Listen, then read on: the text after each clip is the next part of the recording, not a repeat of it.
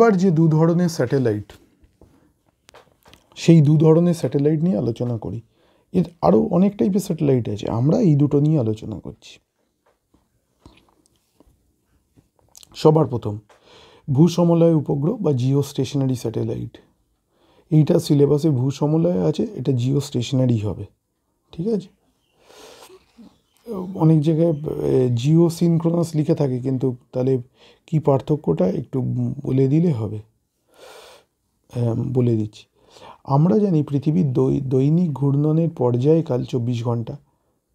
যদি একটি কৃত্রিম উপগ্রহ পৃথিবীর সঙ্গে সমকেন্দ্রিকভাবে নিরক্ষীয় তলে ইকুয়েটোরিয়াল প্লেন পৃথিবীর আবর্তনের অভিমুখের সঙ্গে একই অভিমুখে একটি স্থির কক্ষে আবর্তন করছে এবং এই উপগ্রহটি ঠিক 24 ঘন্টায় পৃথিবীকে একবার প্রদক্ষিণ করে তাহলে উপগ্রহটি কৌণিক বেগ পৃথিবীর দৈনিক গতির কৌণিক বেগের সমান হবে এবং উপগ্রহটি পৃথিবীর সাপেক্ষে একই স্থানে স্থির আছে বলে মনে হবে।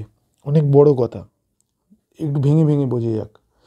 তাহলে কি হচ্ছে, আমি ছবিটা দেখি। তাহলে ছবিটার মধ্যে, ছবিটা দেখলে আমি এই নীলটা দেখার দরকার নেই, আগে আমি লালটাকে দেখি। তাহলে আমার যে ইকুয়েটোরিয়াল যে প্লেন, আমার ইকুয়েটোরিয়াল যে প্লেন সেটা এইরকম থাকবে, সেটা এইরকম থাকবে ইকুয়েটোরিয়াল প্লেনটা।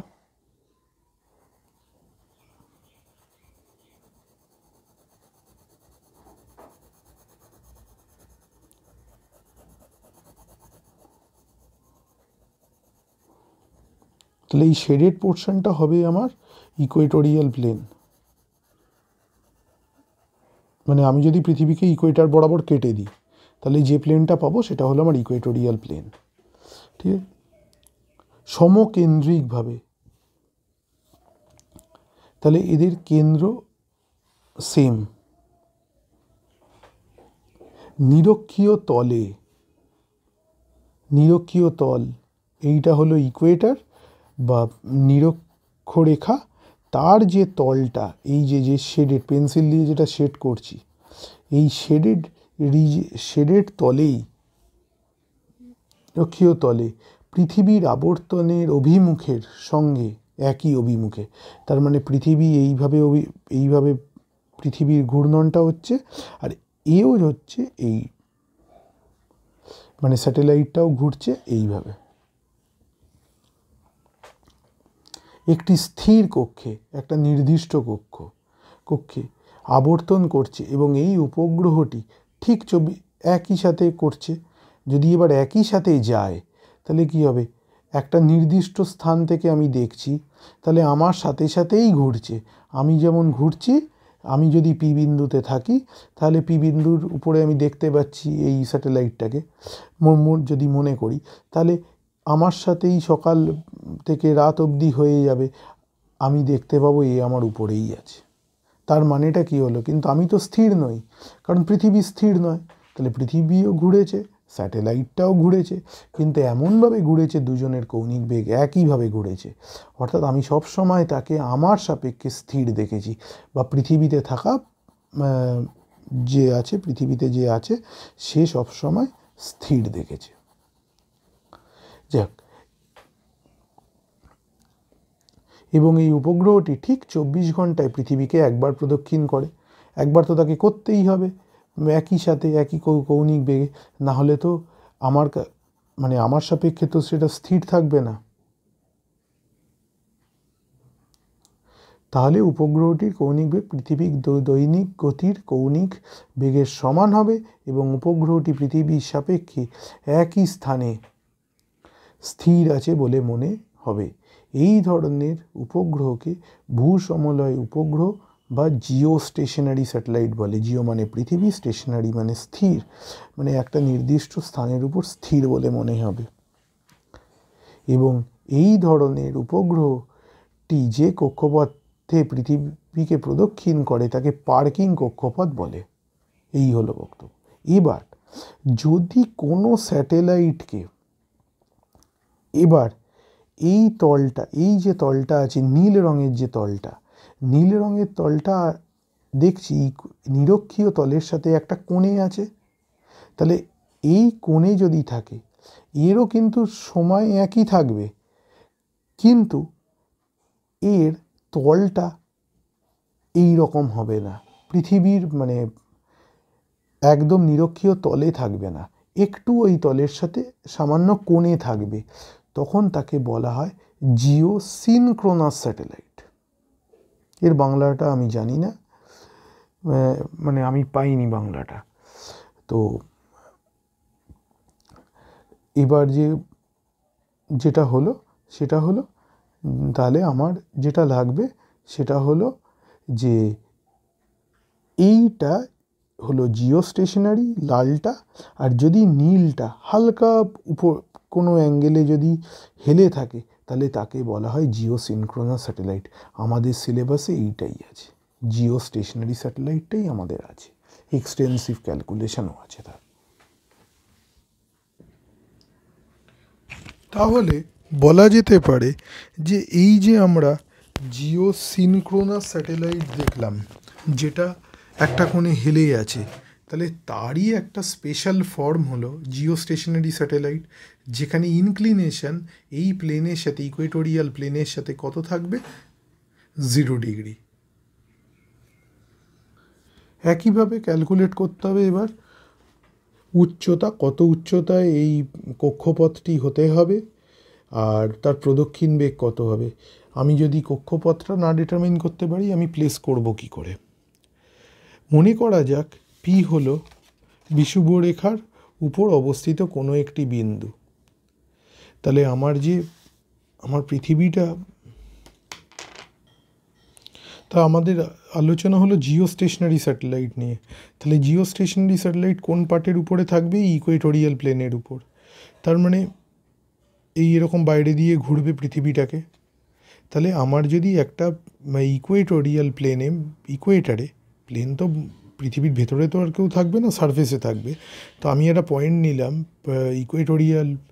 ইকুয়েটারের উপরে, যেটা পি, এটাই বলেছে এর উপর অবস্থিত কোনো বিন্দু, অর্থাৎ পি পৃথিবীর কেন্দ্র থেকে পি বিন্দুটির দূরত্ব হলো পৃথিবীর ব্যাসার্ধ আরই। পি বিন্দু থেকে এইচ উচ্চতায় একটি এম ভরের একটি ভূসমলয় উপগ্রহ স্থাপন করা হলো। ছবিটা মানে আর লাগবে না, ওইটুকু ইমেজিন করতে লাগবে। উপগ্রহটির প্রদক্ষিণ বেগ এবং প্রদক্ষিণ কাল যথাক্রমে ভি এবং টি মনে করা যাক।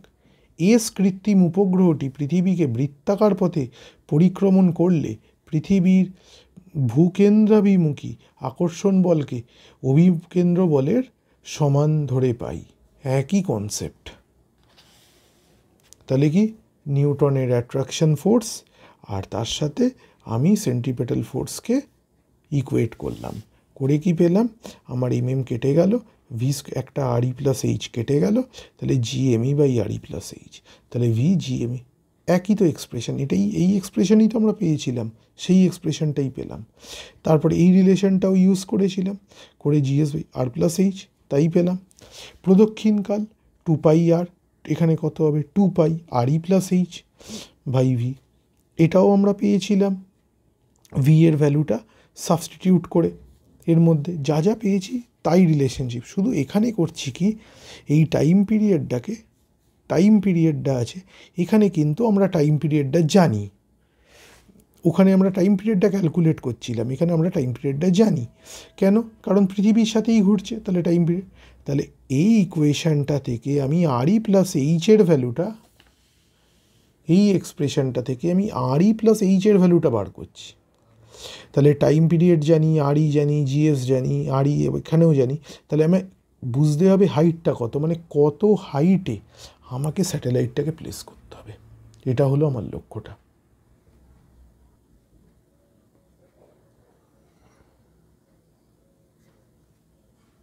তাহলে আমরা যখন সব কিছুই জানি, তাহলে টাইম পিরিয়ড জানি, আর এইটা হলো আমাদের, এটা সারফেসে 9.8, তাহলে এগুলো যখন জানি আমরা এগুলোকে দিয়ে আমার এখানে যদিও জিএস লাগছে না, আমি এখান থেকে এগুলো ভ্যালুগুলো পুট করে দিয়ে যে ভ্যালুটা পাই সেটা হলো 3600 কিলোমিটার।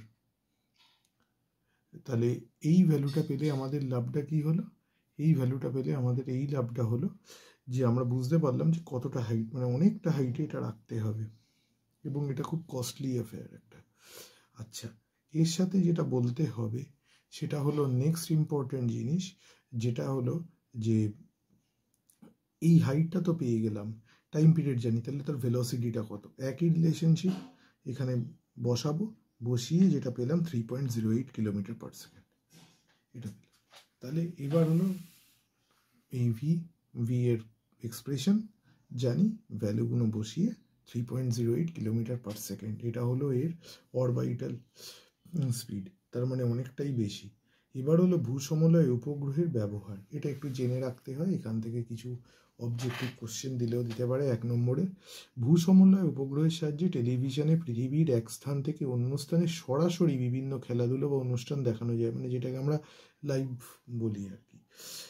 এছাড়া আবহাওয়ার পূর্বাভাস, দূরসঞ্চার ব্যবস্থা, রেডিও ও টেলিভিশনে অনুষ্ঠান সম্প্রচার, মহাকাশ গবেষণা ইত্যাদি ক্ষেত্রেও ভূসমলয় উপগ্রহ ব্যবহার করা হয়।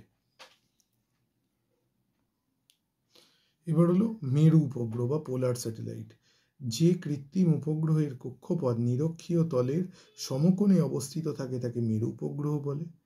তো এখানে ইকুয়েটারটা দেখিয়েছি, যদিও এটা একটা অ্যাক্সিসে একটা অ্যাঙ্গেলে একটা ইনক্লাইন দেখাইনি, ইকুয়েটারের সাথে 90 ডিগ্রি, এটাই জাস্ট বোঝানোর লক্ষ্যটা ছিল। এই উপগ্রহের কক্ষপথকে মেরু কক্ষ বলা হয়, তার মানে এই যে নীল কালি দিয়ে দেওয়া এটা হলো মেরু কক্ষ। পৃথিবী পৃষ্ঠ থেকে এর কক্ষপথের উচ্চতা 500 থেকে 800 কিলোমিটার। এই দাঁড়িয়ে হবে, এই উপগ্রহগুলো পৃথিবীর মেরু অঞ্চল দিয়ে উত্তর দক্ষিণ অভিমুখে এই আরো দেওয়া আছে, পৃথিবীকে চারদিকে আবর্তন করে, যদিও পৃথিবী এর নিজ অক্ষ সাপেক্ষে পূর্ব পশ্চিমে যায়, ঘুরছে পৃথিবী। এই উপগ্রহগুলির পর্যায়কাল প্রায় 100 মিনিট, তাই এরা যে কোনো উচ্চতাকে একদিনে অনেকবার অতিক্রম করতে পারে। এদের উচ্চতা কম হওয়ার কারণে এটাতে যুক্ত একটি স্থির ক্যামেরা একবার আবর্তনে কেবলমাত্র একটি ফালা দৃশ্যমান হতে পারে। এই ছবির মধ্যে আমি কিছুটা জায়গা মোটা করে রেখেছি, মানে শেড করে রেখেছি, তার মানে এই রোটেশনে এই জায়গাটাকেই স্ক্যান করতে পারছে। যখন ঘুরে যাবে, পৃথিবী তো ঘুরবে, তখন এ কী করবে, তখন আরেকটা এরকম সেকশনকে স্ক্যান করবে। কেবলমাত্র একটি ফালা দৃশ্যমান হতে পারে, পার্শ্ববর্তী ফালাগুলি পরবর্তী আবর্তনের সময় দৃশ্যমান হয়, যার ফলস্বরূপ একটি পূর্ণ দিনে সমগ্র পৃথিবীটি ফালার পর ফালা হিসেবে দৃশ্যমান হয়। এই উপগ্রহগুলি পৃথিবীর মেরু থেকে নিরক্ষীয় অঞ্চলগুলি খুব কাছ থেকে নিখুঁতভাবে পর্যবেক্ষণ করতে পারে। এদের দ্বারা সংগৃহীত তথ্য দূরসঞ্চার ব্যবস্থাপনায়, আবহবিদ্যায় এবং পরিবেশবিদ্যার অধ্যয়নে বিশদভাবে ব্যবহৃত হয়। এই হলো আমাদের গ্র্যাভিটেশন কমপ্লিট। স্যাটেলাইটের প্রবলেম করতে হবে, ওই জায়গাটা বাকি আছে, তাহলে গ্র্যাভিটেশন পুরো কমপ্লিট হবে।